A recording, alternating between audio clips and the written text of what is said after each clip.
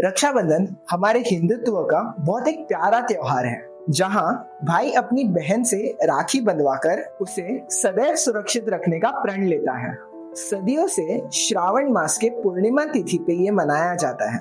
अब अगर बात करें कि रक्षाबंधन क्यों मनाया जाता है, तो इसके दो कथाएं बहुत ही लोकप्रिय हैं। आइए जानते हैं इन दो कथाओं को।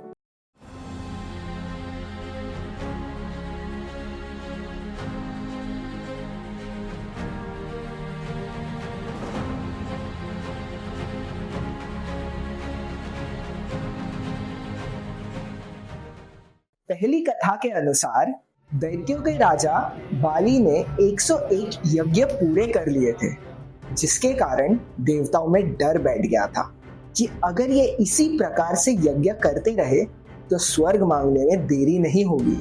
देवताओं ने इस समस्या के बारे में श्री हरि विष्णु से कहा। उनके इस चिंता को देख प्रभु ने उनकी सहायता के लिए वामन रूप अवतार लिया।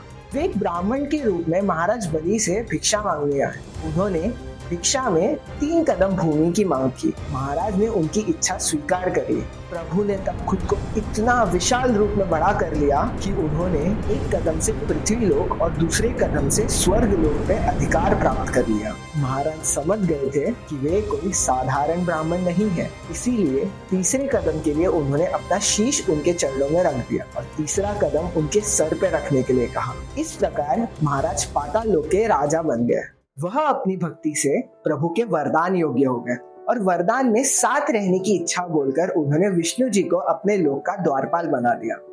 कुछ समय बाद माता लक्ष्मी को प्रभु की याद आने लगी और ये चिंता देख नारद मुनि ने महाराज बाली को अपना भाई बनाने का सुझाव दिया। माता ने महाराज बाली को राखी बांधकर अपना भाई बना लिया और बदले में विष्णु जी को वैकुंठ वापस ले आए।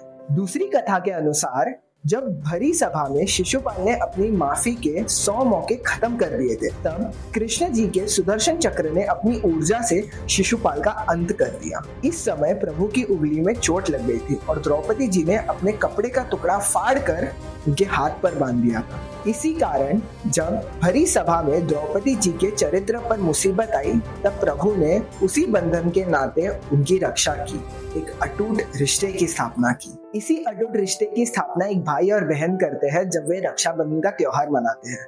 ऐसे और अन्य कथाएं जानने के लिए सब्सक्राइब करें पुराणिक को। हरे कृष्णा।